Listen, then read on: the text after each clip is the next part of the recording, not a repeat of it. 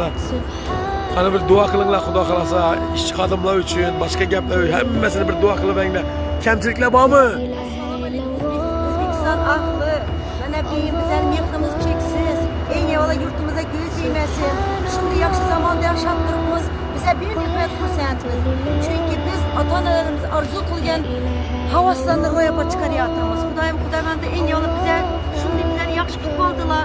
Albatta bu ikki, albatta alohida ko'rsataman. Biz cheksiz minnatdorchiligimizni bildiramiz. Hamma narsa bizlar uchun jonli fido qiladigan insonlar bilan umra safarini ado etyapmiz. Albatta badallarni hammasini bajarib, nimalarni hammasini chiroyli harakat qilishga bizga yordam beryapti.